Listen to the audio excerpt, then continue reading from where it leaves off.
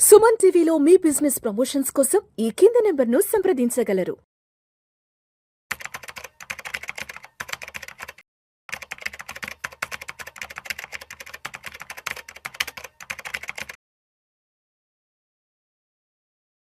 రామచంద్రమూర్తి గారు నమస్తే సార్. నమస్తే విష్ణు గారు. Welcome to Vishnu talks. Thank you.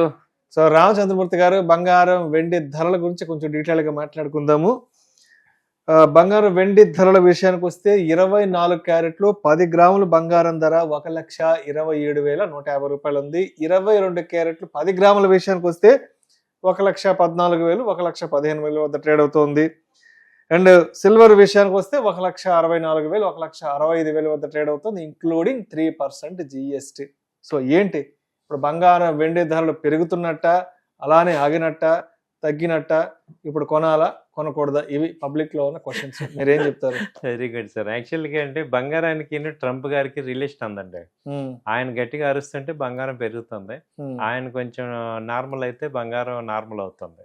ఇప్పుడు ట్రంప్ గారి టారిఫ్లు కానీ ఇవన్నీ కూడా తగ్గించారు అనమాట. అంటే మనకి ఈక్విటీ మార్కెట్ సైడ్ పాజిటివ్గా ఉంది. సో కొంచెం గోల్డ్ సిల్వర్ ఏమవుతుందంటే ఇంటర్నేషనల్ అదివరకు $4,400కి వెళ్ళిపోయింది, ఇప్పుడు $4,100కి వచ్చింది. అండ్ అంతకుముందు యుఎస్ షట్ డౌన్ అయింది, అది కొంచెం రిలీజ్ అయింది. సో అలాగే పెద్ద వార్స్, యుక్రెయిన్ వార్ నార్మల్, కానీ పెద్ద ఎక్కువ అన్సర్టనిటీస్ తగ్గుతున్నాయి. సో కాబట్టి ఏంటంటే బంగారం అయితే కొంచెం అక్కడ స్టాండర్డ్ అవుతుంది. బట్ 4,000 అయితే మేజర్ బేస్. అదివరకు 3,900 దాకా వచ్చింది. అంటే మొన్న లాస్ట్ వీక్ 1,17,000 దాకా వచ్చింది గోల్డ్. సో ఇప్పుడు ఏంటంటే గోల్డ్ కూడా ఇప్పుడు తగ్గుతూ ఆ రేంజ్లో అయితే ఉంది. అంటే 1,27,000 నుంచి 1,19,000 మధ్యలో రేంజ్లో ఉంది ప్రజెంట్.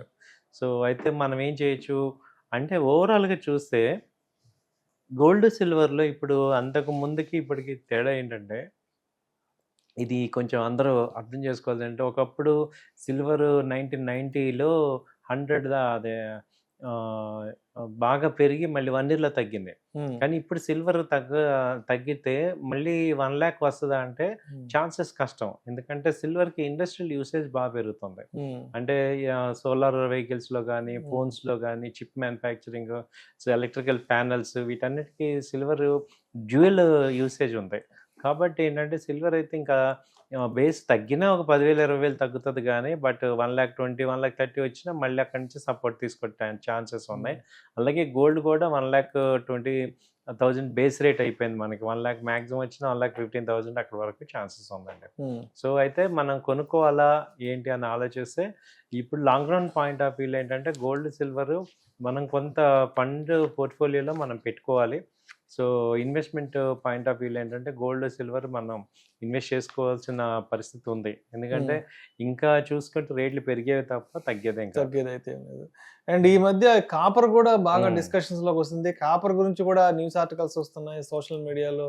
దానికి సంబంధించిన డిబేట్లు, డిస్కషన్స్ కూడా వస్తున్నాయి మార్కెట్ న్యూస్ కి సంబంధించి. ఏంటి అసలు కాపర్ పరిస్థితి ఏంటి? కాపర్ ఇప్పుడు ప్రెసెంట్ MCXలో చూస్తే ట్రేడ్ అవుతుంది సార్, 1000 అలా ఉంది. యాక్చువల్గా లాస్ట్ టైం గోల్డ్ ఉన్నప్పుడు డౌన్ ఉన్నప్పుడు 900 అలా ఉండేది.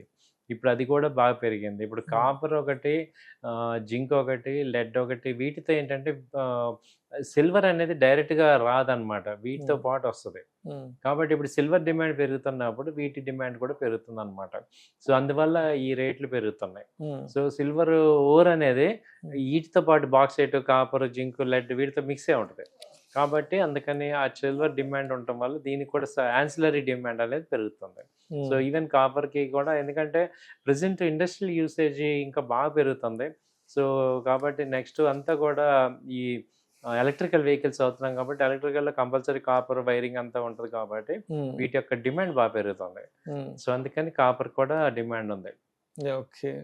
అయితే గోల్డ్ సిల్వర్ అయితే మనం మేజర్గా చూసుకుంటే సిల్వర్ని మనం ఈటీఎఫ్లో కానీ, తర్వాత సిల్వర్ కాయిన్స్ స్టోర్ చేసుకోవచ్చు. తర్వాత సిల్వర్ మళ్ళీ ఆర్నమెంట్ లాగా కానీ, లేకపోతే ఇది ఎక్కువ ప్రయారిటీ ఇవ్వచ్చు సిల్వర్కి.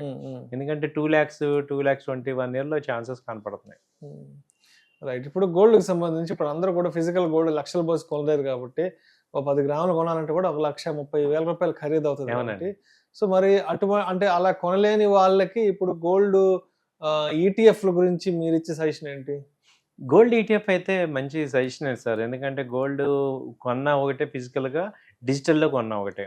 సో ఈటీఎఫ్ అంటే గోల్డ్ బీస్ ఉంది మనకి. డైరెక్ట్‌గా మనకి నిఫ్టీ మన డీమ్యాట్‌లో కనపడుతూ ఉంటాయి. రోజు చూసుకోవచ్చు ఎంతున్నాయి. ఆ తర్వాత ట్రేడ్ కూడా చేసుకోవచ్చు. రేట్ బాగుందంటే అమ్మేసుకోవచ్చు. But long term point of వ్యూలో స్టోర్ చేసుకోవటం ఈజీ. మెయిన్ అలాగే ఎక్కువ గోల్డ్ వేసుకున్న బయట థ్రెట్ ఉంటది కాబట్టి ఇందులో ఆ ప్రాబ్లమ్ లేదు. అలాగే గవర్నమెంట్ ఇచ్చే సీలింగ్ లేదు. ఎంతైనా కొనుక్కోవచ్చు. సో సీలింగ్ లేదు కాబట్టి ఇది ఒక అడ్వాంటేజ్ మనకి. సో కాబట్టి ఈ డిజిటల్‌ని ఎక్కువ బెటర్ అనేది చెప్పుకోవచ్చు మనకి. రైట్. సో అయితే ఇప్పుడు మొత్తానికి మరి బంగారం కొనాలా? లేదంటే ఇంకొద్ది రోజులు వెయిట్ చేయాలా? అన్న సందిగ్ధంలో ఉన్న వాళ్ళకి రాజేంద్రమూర్తి గారు ఏం చెప్తారు? బంగారం ఇప్పుడు మీరు ఒక 100 గ్రామ్స్ కొందాం అనుకున్న వాళ్ళు 50% ఇక్కడ తీసుకోవచ్చు సార్. బాగా తగ్గింది. అలా అని ఇంకా తగ్గుతుందా అంటే కొంచెం ఛాన్సెస్ ఉంది తప్ప మళ్ళీ అది పెరిగేదే. సో కాబట్టి ఒక బై అండ్ డిప్స్ లాగా కొనుక్కోండి. ఒక ఈ రేట్లో కొంత, మళ్ళీ తగ్గితే కొంత. బంగారానికంటూ కొంత అమౌంట్ పెట్టేయండి. ఆ అమౌంట్ ఏం చేయాలంటే బై అండ్ డిప్స్ లాగా చేసుకోండి. సో బాగానే ఉంటుంది. సిల్వర్ కూడా సేమ్. సిల్వర్ కూడా కొనుక్కోవచ్చు. సిల్వర్ కూడా మంచి వాల్యూ వచ్చేస్తుంది. Right sir. Thank you sir. Thank you so much. Thank you అండి. Thank you.